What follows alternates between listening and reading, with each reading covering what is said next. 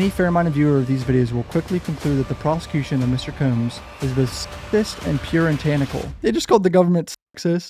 P. Diddler's lawyers have requested a modification of the terms of the protective order on videos of the freak-offs. So there's 9 videos of the freak-offs, right? Right now, Diddy's lawyers can only watch those videos under supervision. His lawyers say they're exculpatory and they prove his innocence. Especially with victim 1, they say she's thoroughly enjoying herself, if you know what I mean, boys. I read this whole document, hit subscribe, here we go. All right, here we go. We got United States v. Sean Combs. Dear Judge S. I'm not even going to try to pronounce that and look like an idiot. We write on behalf of our client, Sean Combs, to request a modification of the terms of the protective order to require the government to electronically produce videos described in paragraph 12A and 12C of the indictment. The protective order includes a novel provision making this video evidence available for inspection only and not electronically produced. Having reviewed these videos, it is now abundantly clear that they confirm Mr. Combs' innocence and that their full exculpatory value cannot be investigated and used unless they are electronically produced. So Diddy's lawyers are saying they watched these videos and they're actually exculpatory evidence that proves his innocence. I think they're just freak-off videos of them all having sex and banging at these parties. That's the only thing it can be, right? Rule 16A1E expressly requires production of copies of such materials to the defense, and there is no plausible good cause to restrict access to them under Rule 16D1. Accordingly, they should be produced in the normal so that the defense may evaluate and use them in the same manner as the other Rule 16 and Brady material. So here it is. The 9 videos at issue are the so-called freak-off tapes with victim 1. The government has repeatedly referenced, causing wild speculation in the media. Contrary to what the government has led this court and the public to believe, the so-called freak-offs were private sexual activity between fully consenting adults in a long-term relationship. Interesting.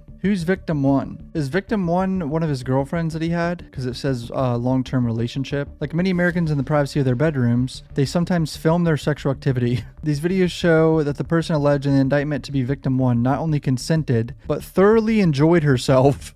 Okay. This is the most wild shit I've ever read in a legal filing. Thoroughly enjoyed herself is crazy. These recordings corroborate what witnesses have told the government, namely that victim 1, so all this is redacted about who victim 1 is. The recordings also directly refute the allegations that Mr. Combs kept these videos as collateral. These recordings were not on Mr. Combs' devices and were not seized from his homes. Rather, victim 1 kept these videos on her own device for years and produced them to the government herself. Interesting. So they're saying Diddy never even had possession of these. And the girl did. Diddy, don't blow my car up for making these videos, please. Moreover, contrary to innumerable sensation media reports, the videos do not depict sex parties. There are no secret cameras, no orgies, no other celebrities involved, no underground tunnels, no minors, and no such as a hint of coercion or violence. The videos show adults having consensual sex, plain and simple. At bottom, this case is about whether victim 1 was or was not willing to participate in her private sex life with Mr. Combs. The video confirms that she plainly was. Alright. These are strong claims. The only way to solve this, boys, right? Release the videos, boys. Let's see it. I'm just kidding. Is that out of pocket? That's probably out of pocket. Sorry, that's inappropriate. Soon after Mr. Combs was charged, the parties began negotiating the terms of a protective order. During those negotiations, the government insisted over defense objection that certain videos obtained from victim 1 and depicting alleged freak-offs would not be electronically produced and would instead only be made available for in-person viewing. If you're new to the channel, please hit subscribe. I appreciate the support. Back to the video, boys. While monitored by law enforcement, the government explained that victim 1, whose attorney gave these videos to the government, requested that they not be produced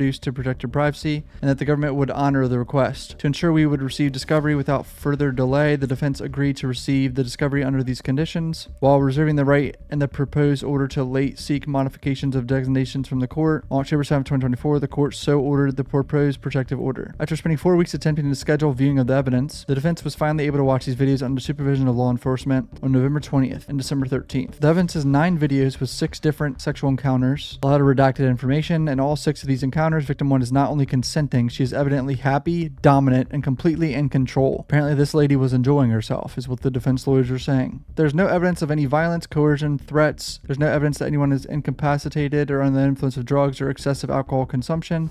There's certainly no evidence of sex trafficking. Rule 16 requires production of videos and there is no good cause to withhold production. Rule 16 requires the electronic production of these videos. Specifically, the government must permit the defendant to inspect any and to copy data that is within the government's possession, custody, or control, and that is material to preparing the defense, as direct evidence undermining the core of the government's case. These videos are unquestionably material. and they're citing United States v. Clark, United States v. Stevens, United States v. Urena. Court's authority to enter or modify protective order stems from Rule 16d1, which provides that anytime the court may, for good cause, deny, restrict, or defer discovery or inspection or grant other appropriate relief. Under Rule 16d, the party seeking a protective order has the burden of showing that good cause exists for issuance of that order, and good cause remains the standard even where parties consent to a stipulated protective order. The government cannot meet its burden. There's no good cause to prevent the electronic production of these highly exculpatory videos because this case does not involve classified information or child P. There's no authority to restrict defense counsel's possession, review, or analysis of the videos. Moreover, any concerns regarding victim one's privacy interests are adequately protected by the remaining provisions of the protective order. There's no greater risk in granting defense counsel a copy of the files for the preparation of its defense under a suitable protective order than exists in government's maintenance and use of the files in preparation of its own case. So they're saying there's no privacy concern or anything like that for the victim one. Even if there was some remaining privacy concern, any hypothetical risk that the videos will be disclosed in contravention of this court's protective order is substantially outweighed by the real and substantial risk that Mr. Combs' defense will be hampered by limiting access to the videos. Wait, I don't understand. So this is all over them not having access to the videos? They're the defense lawyers. Who cares? They're able to watch it only under supervision. I kind of low-key agree with them. And I know it's kind of crazy to say this, but it's a piece of evidence. Give it over to defense. Plain and simple, right? The videos include audio recording, but much of it's inaudible on the device provided for inspection, and what is barely audible requires headphones to hear. On certain videos, the lighting is also very bad, and the images are quite dark and grainy. Mr. Combs needs to use defense experts, including experts who could enhance the quality of the audio and video and analyze the metadata associated with the videos, including when the videos were created or modified. The government has offered to use a neutral expert to enhance the audio and visual quality of the videos. This novel proposal is inconsistent with Rule 16 and due process, as it would restrict Mr. Combs for retaining and directing experts of his choosing and require him to unfairly preview his defense. It also does not account for the other ways Mr. Combs seeks to put the evidence to use. For example, Mr. Combs may need to show the recordings to other experts or witnesses. Mr. Combs will also need to extract portions of the videos to create trial exhibits, stills, and transcripts. All of these tasks will be impossible without obtaining copies of the video evidence. In sum, there's a much greater likelihood that the defendant would be harmed in his ability to prepare a defense by limiting access to the materials. On the government's terms, that there's materials will be further distributed by defense in contravention of the court's order. I'm not surprised the government wanted this protective order. Because he just got arrested, 3 months ago, so this is all new. The trial does start in May, though. You got to think about that. At some point, they're going to have to get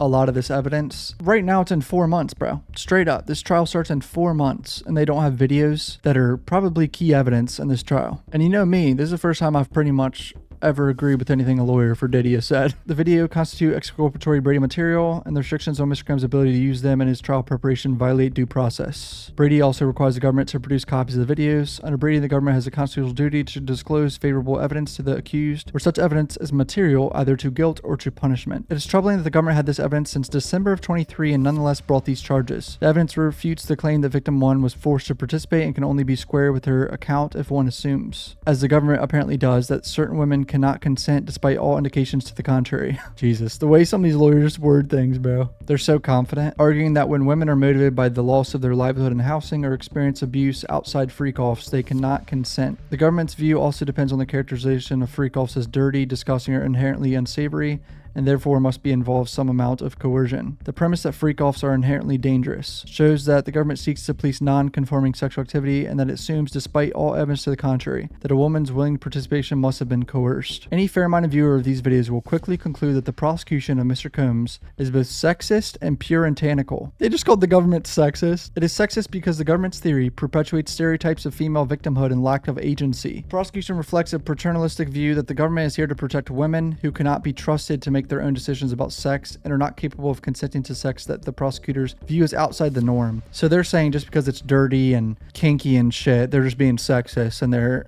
they have high moral ground. What the fuck is this trial, bro? This is gonna be so weird in court. These videos depict clearly consensual sex among willing adults in decades-long relationships and fundamentally undermine the government's case and victim one's claims. They are unquestionably Brady material, notwithstanding the government's outlandish theories, and we anticipate that the undisclosed audio portions and metadata will contain Brady material as well. At a minimum, they are certainly not ultra-sensitive materials that need to be subject to extreme restrictions outside the normal course of discovery in criminal cases. So now I'm saying it violates his due process rights to not hand this over. Because there's no good cause to restrict defense counsel's access to the videos, and because the videos must be disclosed pursuant to Brady and Rule 16, we respectfully request that the protective order be modified to require the government to electronically produce the videos. And now it's all up to the judge to decide if they're going to require the government to hand over these videos. And honestly, I know everyone hates Diddy and done some fucked up shit. Why not just hand it over at this point? I mean, what do you have to lose? No matter what, you're gonna have to find a jury, and a jury is gonna have to look at all this. If Diddy even did 1% of what he's accused of, he's evil as fuck.